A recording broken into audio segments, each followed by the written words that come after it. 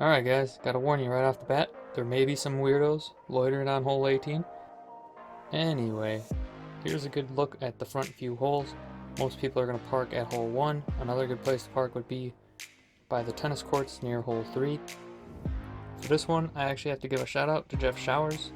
He created a flyover back in 2016. I'll post the link in the description, making this actually second in flight. As we move along, here's a good look at the rest of the front 9.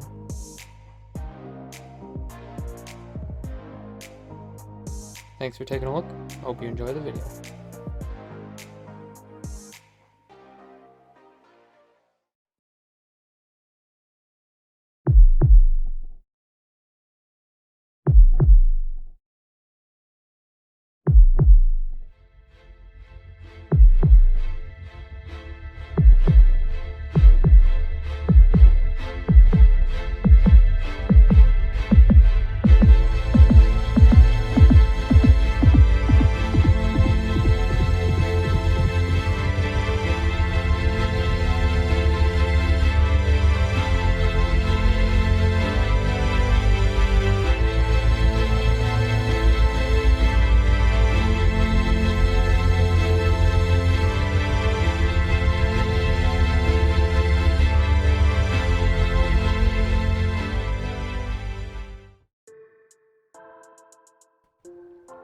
This day turned out absolutely perfect, with it getting a little bit sunnier as I was rounding the back 9.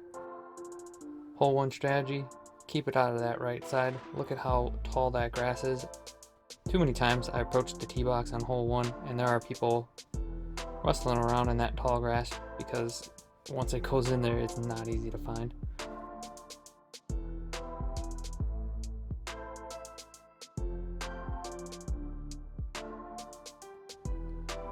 I'll actually swing around the back side of the basket here so you can get a better look at the short position.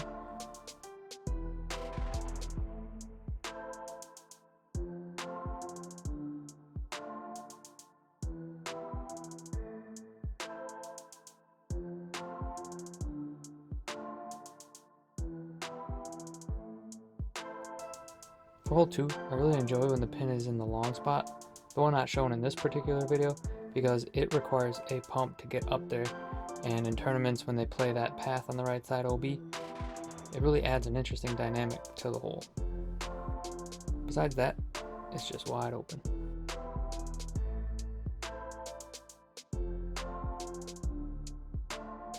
On hole 3, there is a teeny gap sitting about 40 feet up above the wood chips. Back in the day, before tournaments, I've seen Scotty Bouchard and Chris Heron putting discs right through that gap. Blows my mind. That's really the way to attack this if you're trying to get a birdie, but good luck hitting such a small window. I would almost suggest just playing for the 3, throw a shot close to the wood chips and then play up from there. Or if the wind is right, going around the outside with a big hyzer.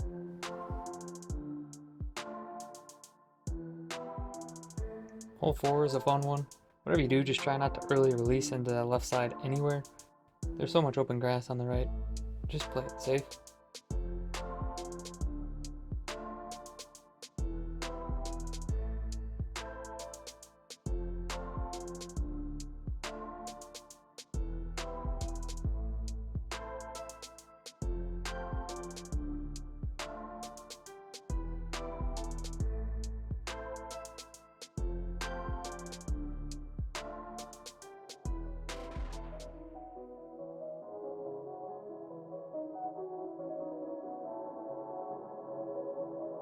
Bring you down a little bit closer to the basket on this one.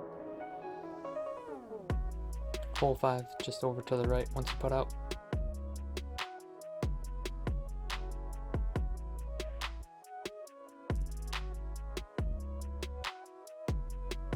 Strategy for hole 5, go into that short pin on the right side. Just throw a flat release towards the trees. Even if you have to plinko off of 1 or 2 of them, you should still be within 40 feet to make a putt. If you have a big arm, going to the long, you can take a giant hyzer around the right. Otherwise, just try not to get caught up in any of the thick stuff. After you putt out, go to the long pin and walk left into the woods, and you'll find hole 6. 6 being just a touch easier than it used to be. Check out the bottle caps on that tree there. Your angle used to be really cut off for this one. The short pin 220 feet with a nice mid-range hyzer. Even going to the long, I wouldn't suggest taking a driver of any sort, because if you flare skip into the woods on the left, it's going to set you up for a really tough scramble.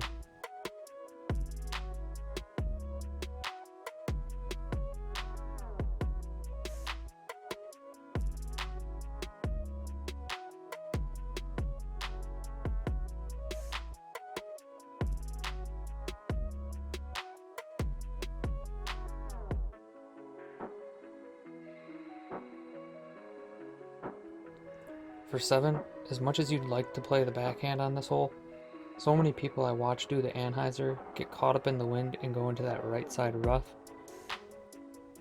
So if you're playing to the short pin, don't expect too much and make sure not to get over on it, because the wind will only make it worse.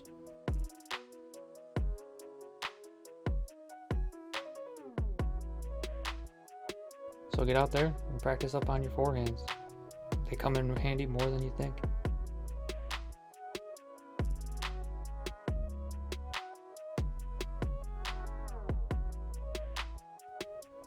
Hole 8, you're really just trying to beam something down the middle on a laser. As long as you don't grip block it too bad, if you get caught up in the trees on the right side, it should filter back into the fairway.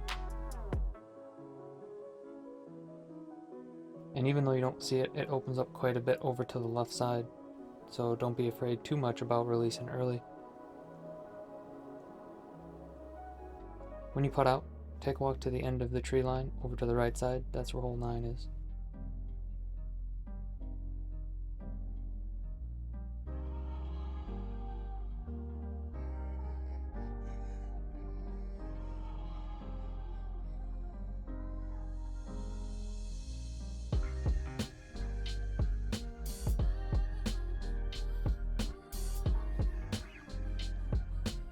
Alright, I don't want you guys to take hole 9 for granted. It is a short little hole, but so many people get caught up in these trees. Shore up that short game so you can get through them. And an overhand isn't really out of the realm of possibility on this hole either.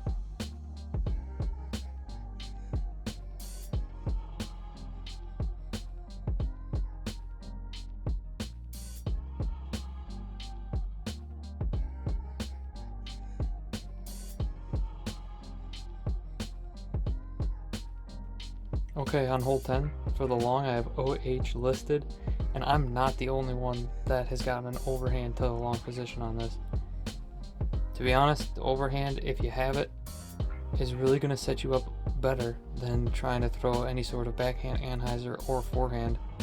So many people struggle with getting to that long pin position because it is tucked back in the middle of nowhere. The short spot, however, a backhand flex shot should work out just fine, or a forehand, whatever you're comfortable with. Once you putt out, take that path between the long and the short down the woods, and you should be able to find hole 11 about 200 feet down. Hole 11 is more about how the hole ends for each pin position than how it begins. The trees are tight, so it kind of forces you to shape your shot down the middle. Going to the short though, I would suggest a forehand just because it ends right pretty hard, while the long pin is more of a gradual turn. So I'll usually take a mid-range on a backhand, putting enough power on it to get it to turn over.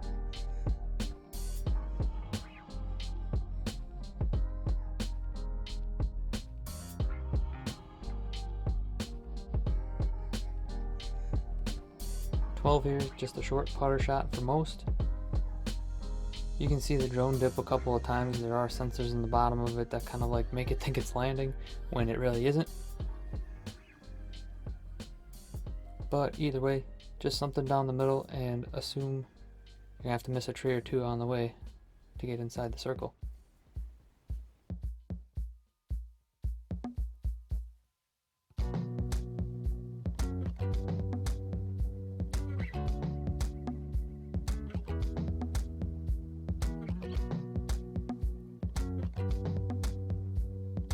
Hole 13 will be your last nice little shot in the woods before heading back out into the open.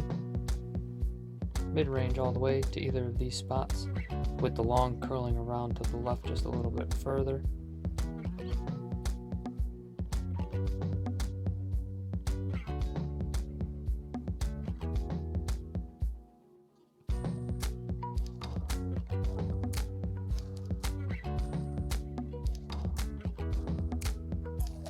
Let's get you a little bit of a look at the basket on the left.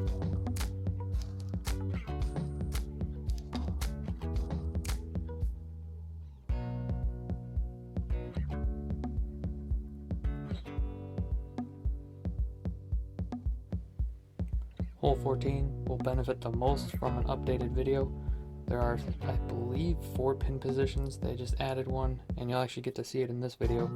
But for most of these, you just want to hang it out to the right side, out in the open with a high hyzer shot, getting it to dive bomb any of the pin positions in play.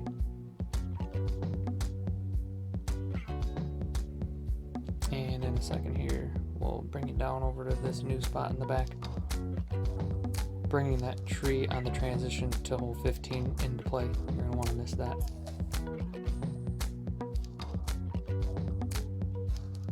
Hole 15, we got the drone chilling on the tee to start because there isn't much space behind the tee, and it will affect your run-up as well. Each of these positions are manageable with the right shot.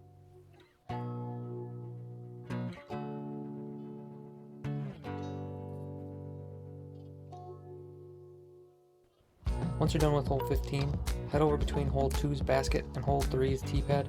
That's right about where you're going to go to tee off for hole 16.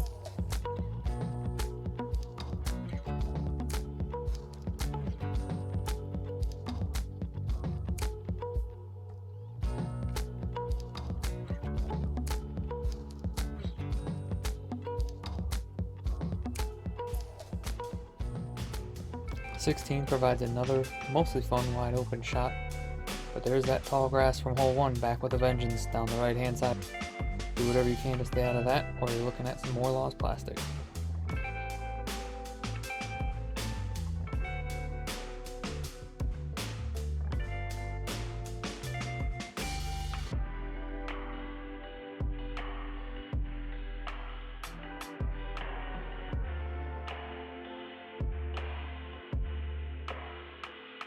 Let's just take a quick couple seconds to enjoy the river before speeding up the footage. That's kind of nice. The rest of hole 17 is open, and that same thick tall grass will line the right hand side. Be careful not to turn it over too much. Putt out of 17 and start walking back towards the tee over to the left, and that's where hole 18 is, just up a small hill. And the last hole, heading back towards the parking lot. Go figure. Wide open shot. Wind usually comes from left to right, and the walking path on the right side plays out of bounds most of the time. So just grab your most stable disc on a windy day. Make sure you don't turn over on that right side. And that's going to do it for West Bend's Riverside Park. Thanks for joining me, y'all. Be well. Remember to always throw them straight.